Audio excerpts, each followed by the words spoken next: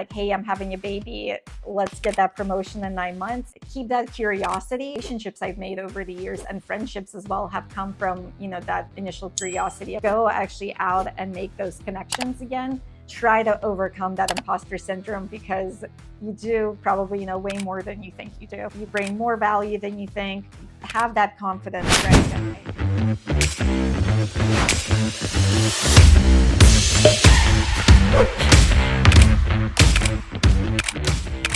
I think throughout anyone's career journey, we always have this path that we think it's going to go down. I think early on in our careers, especially if you've been there a couple of years, it just seems like such a permanent place. We know things happen, acquisitions happen, layoffs happen, restructures within companies happen. And in my experience, I think one of the first kind of like big changes like this was after I've been working with this one company about 4 years. So I felt kind of very secure and stable there. In like a day, we got acquired by our main competitor, which obviously creates a lot of kind of anxiety and tension. Like, what does this mean when essentially all of the teams are similar? So something's got to give, right? They can't just move everyone over. So I think one, was that moment of like, what does this mean for me? What does this mean for all my friends and colleagues? And I think this is the time of uncertainty and ambiguity. You do have a sense kind of to actually take a step back and slow down. And then just after some mental processing, have a moment to kind of reevaluate, like, what did you actually like about the role? Did you like the company? Was it specific values about the company you liked?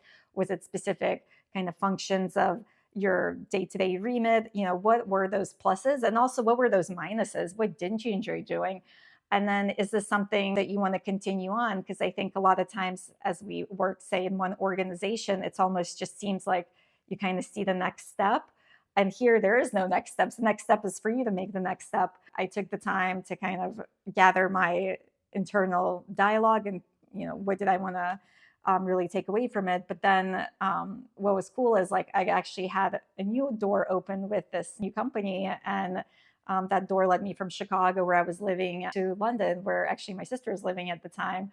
So I think I would have never had this opportunity if this didn't happen. So sometimes I think it's part of just focusing in on what is it that next thing you want to do, and doesn't have to be moving countries. But then sometimes it could be something very unexpected and very exciting. When you're starting off, you want to contribute, you want to grow your network, you really just want to do stuff, right? Like, you spend all this time, you finally got the job, and you want to show everyone there that this is why they picked you and you can deliver 100%. And I think there's that development, especially as you progress, of wanting to say yes to everything, to like build those networks and help out. And then there's always kind of that turning point where all those random requests start zapping at your time. You have to stay late to make sure your own work is done. And it kind of just starts becoming a lot to manage, and also creates this circular feedback loop of people used to coming to, because you will do this XYZ work for them. And then, now sometimes when you're like, oh, I don't have time, it's almost expected. So you've kind of created this expectation, even if it's a nice thing, all of a sudden there's not that much time in the day. There's a couple of things, like, it's also just, what is your personal approach to it?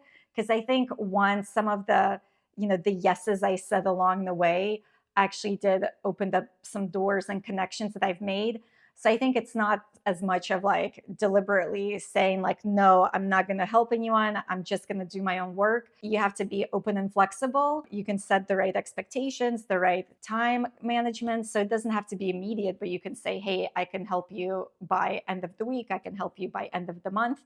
And that also starts creating the cycle of setting the right stakeholder expectations, whether the stakeholder is a friend, a colleague, a peer, or someone more senior. It's this balance of starting to really understand how to manage your time. And maybe sometimes you do want to land a hand, and that's great. Other times you just can't. So it's all about balancing that, and then just making sure that all of this kind of ad hoc requests and noise doesn't start randomizing your time. So then in the end of the day, you're like, what is it that I've done today? Throughout your career, you'll have to navigate how to say yes at the right time and when to say no. And it's fine to say no. I think you just have to be respectful and be mindful of expectations that you're setting today and tomorrow. And then in the end, you're just there's only so many hours in the day. So just think about how you want to spend them. In terms of how do you actually become visible in a team and like an organization, the company, there's definitely like a stepping stone mechanism in how do you go, say, from just letting your manager or your boss or your boss's boss know what you're doing each day, each week, each month, like what is your contribution? And then how do you say speak up in meetings? You don't feel as confident to do so. I would encourage people to write it down. So if you say, hey, my focus in this company, in this role is 1, 2, 3, and this is what I do in my role, and here's the metrics it's driving or the value it's adding, I think try to attach the work that you're doing to a specific outcome, especially if it's a business outcome or a business metric. And then on the regular basis, as you kind of start training this thing, is like, what is the work you're doing and how does it actually impact a business outcome? Start communicating this out. And it can be small. It can be something initially with your manager. So by end of the week, you can almost say, here's an email, here's a Slack of 3 outcomes I've done, not 3 tasks you've checked off, but what did that task actually mean? So if you have, say, a task of you've, updated and created this SQL script to run a dashboard, don't say, hey, I made a script that ran a dashboard, check. What did that dashboard do? What was the outcome? What was the essentially the business value it brought? Did it reduce time? Was it improving operational efficiency? Did it give transparency into measurement of some kind of key strategic initiatives? So I think just connect it back, and then on the regular basis start creating that dialogue. And it can be initially, as I mentioned, either with your direct manager or your team, and then start creating that regular conversation to bubble up like, here's my outcomes on the regular basis. And I think the key thing here is like, try to see how to make this genuine to yourself, because I think a lot of times it just seems like forceful. It seems like your own marketing, very pushy. You'll find your tone, I think, over time. In the beginning, it might seem weird, but to be honest, like in the end of the day, your boss, your team has so much stuff to do. And if someone just says, here's the 3 things I've done each week, that becomes very helpful. And then build on that. So that can be a building block to say, okay, well, maybe I did it for my manager. Maybe I'll send a regular weekly email to my team. Maybe then I'll move on to sending a monthly newsletter. And these are all things like I've done in the past, I've seen people do, to try to bring visibility into like, here's what I've done, here's what my team done. And then I think over time you start developing that sense of confidence that actually a lot of the work you do is really meaningful. It makes things like quarterly, annual review writing really easy because you're essentially doing it each week. And then even things like meetings, like all hands, everyone loves like the Q&A session. It's crickets. No one wants to say anything. Try to, once again, find those genuine moments where either you ask a clarifying question that I'm sure lots of people want to ask, but there's that hesitation to ask in front of a group. So start small, and then you'll see as you're kind of creating that muscle, it's, you're training that muscle basically like you do at the gym. It becomes much more authentic. And once again, you're doing it in your own voice. You're not trying to replicate kind of like a playbook. It's a playbook, but it's your playbook. My big advice here, and once again, this is just from personal interactions, I think when you're looking out to get exposure or understanding, or if you're just like sheer curiosity of like what's happening just with outside your specific domain, try to come at it from a place of curiosity versus a place of like, where is this going to get me? Even, for example, if in the back of your mind, that is a question of like, maybe this could be an interesting path in my career. One, is this something interesting to you, either with the space or what the group is doing, or maybe they have a really strong leader and it's not even the subject matter that's of interest. Like you're gravitating because you see the leadership is really strong and you just want to learn from that. My, I guess, advice and experience is keep that curiosity and then reach out. I mean, there's such great things just in terms of not just career progression, but own personal development from learning and understanding how the multiple pieces of an organization work together, how cross-collaboration can actually make your work more impactful. And I think a lot of like relationships I've made over the years and friendships as well have come from that initial curiosity of like, oh, well, tell me about, say this model, or what is your team doing? Or I heard this, update and an all hands, and that seems pretty cool. You'll find is that people want to tell you about their work. People are excited to kind of share what they're doing, what they're building, and what they're learning with someone else. So it kind of creates this really nice interaction that could over time potentially lead to a collaboration. It could lead to future job opportunities. If you get the opportunity, definitely deliver. How do you get the right doors or windows or cracks to open? And if they do and you get a chance, then like definitely deliver and show the outcome, once again, the outcome of your work. So always just try to connect what you're doing, even if it's very small or very niche, to a business outcome of the company, of that specific leader, of that specific team. So, what is the output that you're generating? The other thing is, it's almost sometimes this perception that, like, okay, well, I need to work all night, every night, and then everyone will see what a hard worker I am. And then they'll obviously promote me or give me more responsibilities. But a lot of time, like a lot of, I think what I've seen in some companies is some of the hardest workers go unnoticed. Like no one knows what they do because once again, either one, they don't know how to communicate that outwards. If they do, they're not connecting it back to what is the value they're generating. They're just listing tasks, which maybe your line manager understands the value of those tasks, but I'm sure most people don't, right? Everyone's almost so busy with their own stuff. So unless you're just starting the dialogue of like, okay, so I did this and that's what happened, or this is what this generated, and like what is next? What is that next step?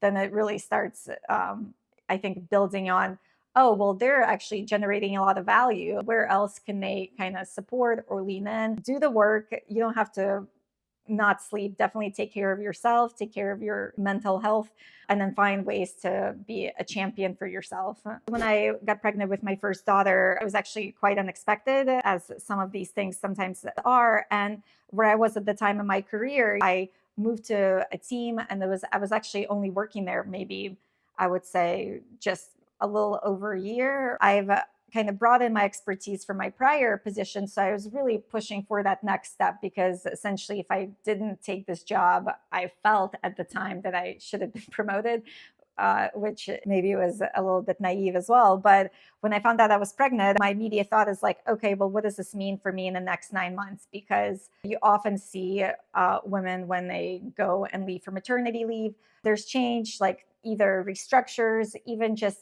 potentially the projects you were doing were on hold or someone else picked them up. I would say kind of the biggest maybe mistake to make is to say nothing will change once I'm back after having a baby. The fact is everything will change and you will change yourself. So maybe actually some of your priorities might change. When I got pregnant, I was kind of immediately thinking, okay, I am already talking to my manager about that next step.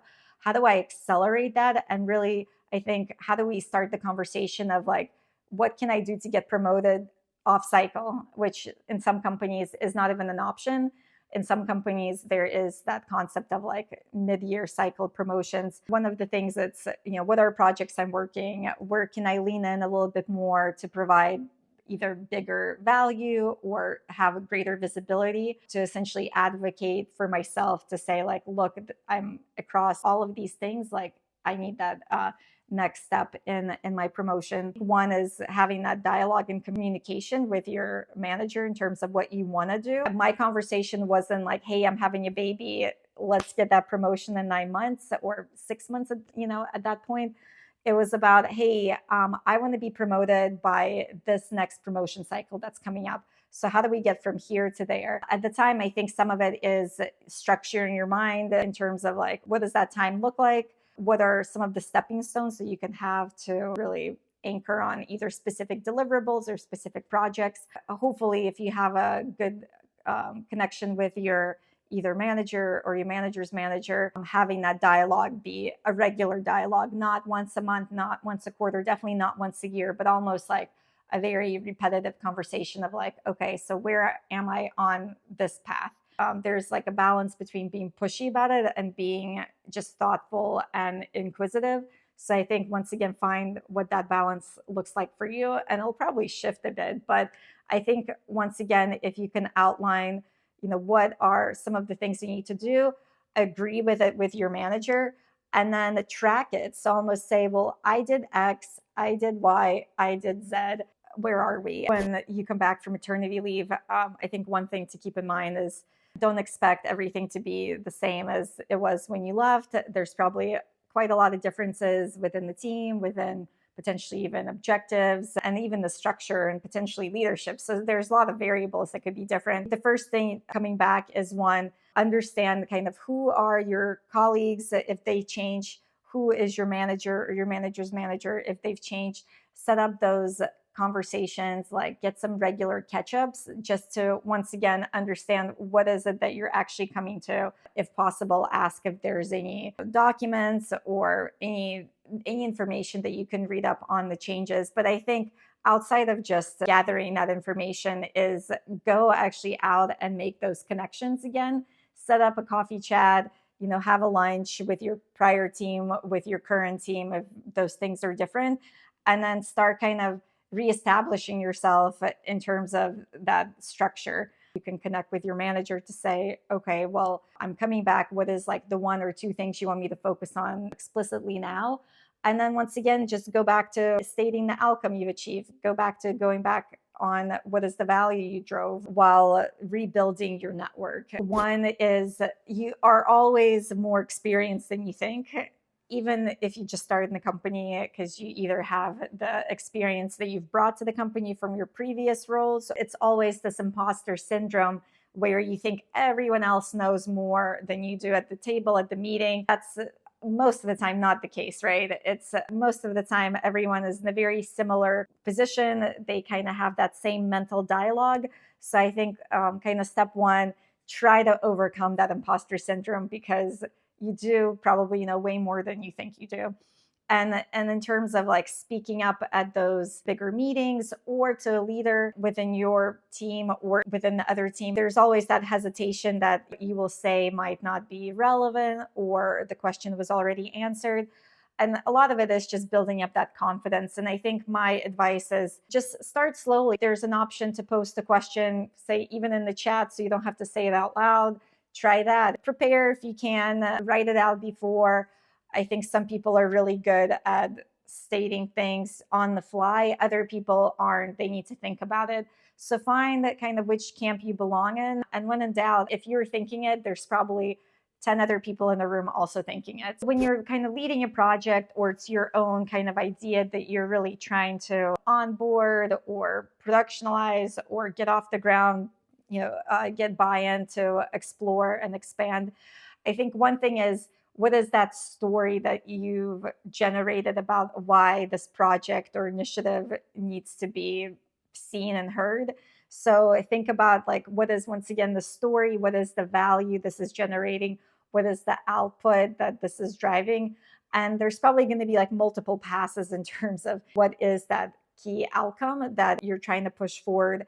And then once you have an outline or skeleton of your story, get feedback on it, right? You have your peer network, you have your team, potentially a network of people, either within your team or outside, that you can ask, okay, what do you think is missing? What should we add or remove? Incorporate the feedback. The more input and feedback you have, and the more you can get other people excited and almost having your rodeo show, like, this is what makes it cool. This is how it's going to help you and you and you.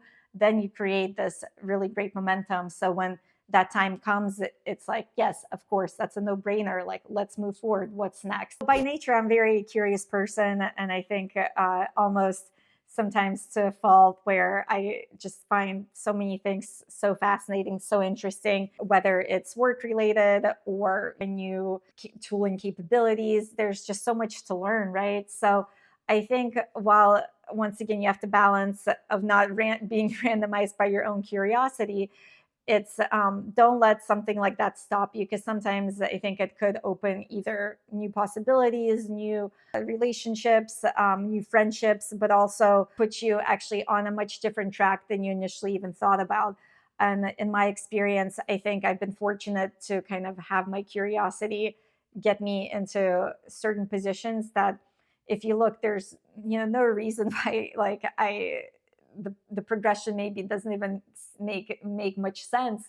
But actually, when you take kind of the 10 steps back, it creates a very nice narrative how those things actually shaped me in terms of like the interests and the trajectory that I wanted to get after. So I would say there's always it's always good to have a plan, but be agile, and especially if something becomes interesting to you along the way, don't feel that if you step back from that focus and road that you've been on for so long, it's somehow gonna diminish your chance of getting to a place you want to be.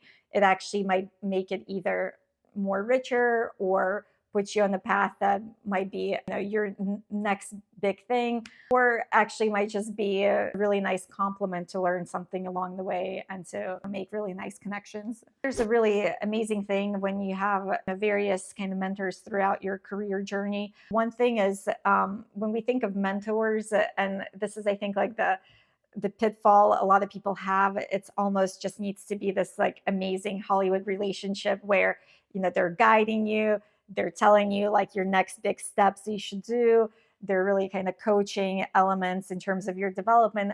And in reality, that's very rarely what happens. I think with mentors is you can have multiple mentors at the same time. And I think one good piece of advice that I heard is actually do have multiple mentors, because they can essentially provide you guidance or advice or just like some clarity on certain parts either of your work or of your personality, or potentially different industry specific areas. So when you think of mentors, sometimes you can be in the mentorship program, say in your company, and it's very kind of specific and precise, and the relationship is really clear. And that's fine, because maybe that mentor is helping you navigate how this company or this organization operates, and you make a nice kind of network and connection along the way. Other times it could be a prior manager, it could be even a peer. I would say it doesn't have to be someone super senior, but it's someone that knows you from a work level or personal level, that can give you advice and sometimes even just listen to how you're approaching problems. If you're at a roadblock, a lot of times like you almost know the direction you want to go, but having sharing that with someone to say like, hey, I have like this list of pros, this list of cons, like let's talk through it. Don't feel like there's this one specific formula of who a mentor is and what they do. They can come in all shapes and sizes. Just what you kind of can think about is what questions or what things would you like to discuss with this person, and potentially how would this make your decision making easier or better, or help you along the way. And yeah, I would say there's different path to having a mentor. And then also mentors can change over time. Like you don't have to have the same mentor for 20 years. If you do, that's great. If you don't, that's also great. I think it's about where are you in your current kind of journey, and whose ear can you essentially speak to give you a little bit of clarity or peace of mind, or better understanding about kind of what is that potential next step or current step look like. So I feel like as we first step into the workplace, I think a lot of people have this tendency to say, especially if they were, an overachiever, say in school, it's like, what is the next thing that I'm going to get? Like, what is the next medal? What is the next certificate? What is the next title that I'm going to get? And as you enter an entry level position, it's a little bit clear in terms of what does that progression look like. Okay, I'm an analyst, I'll go to senior analyst, and then I'll go, say, to manager, and so forth. And then I think in our day and age as well, the titles are a little bit muddied. Like different titles can mean different things in companies. So sometimes as you're chasing that title and saying, okay, well, I want the title of like director, or I want the title of VP. And if I hit that VP title, like then all of a sudden, rainbows and, everything like, becomes much more clear. But the thing is, sometimes chasing titles, you're actually not chasing the work that you want to do. And I've known people who chase the titles, and in the end, they're like, actually, I don't even want to work in this space anymore. I've just been so focused on getting to that next step that I've kind of closed myself off to just do this type of work, because potentially might be very narrow, or that title wasn't as fulfilling as they thought it would be. So I think as you're kind of going through your career, of course, it's great to be promoted. It's great to get more responsibilities. Once again, not everyone wants this, but think about what is it that you want from this role. And sometimes when you change companies or even within the company, change positions, like it doesn't always have to be like the next big jump. It could be a step that might seem like a lateral move, but actually the work and the scope and like what you're going to actually the value will bring is larger. Sometimes like a mentor can help you provide give you some clarity and guidance. So I think as you look at what is my title today, think about what is the value I generate and the outcome I generate, and is it aligned to what I want to be doing? Because if there's kind of friction there, um, take like a step back and think, okay, well, what is it? Where did I go off course? What do I need to do to course correct? And is it really the title name, or is it maybe actually the work itself, or maybe the company, maybe the values have changed? So I think it's good to have that introspection and just reflection on like, what does this actually mean today? And did it mean the same thing yesterday to me? You're much more qualified than you think you are. I think that's the number one lesson. And you know more than you think, you bring more value than you think. Have that confidence, right? I think a lot of times you develop that confidence over time, and just lean into that confidence, even if it's just a little bit at a day. Once again, trying to really attach the work you're doing, even if it's very junior level and you just think you're not really adding much impact, like you are. You're becoming a subject matter expertise potentially. You're adding this value that didn't exist before. What is that outcome that you're really pushing on? And I think once again, you have a voice, right? And you have abilities. So don't think for once that you know or do less than someone else. Like find that value in your work, whatever it is, whatever position it is, to make it meaningful for you.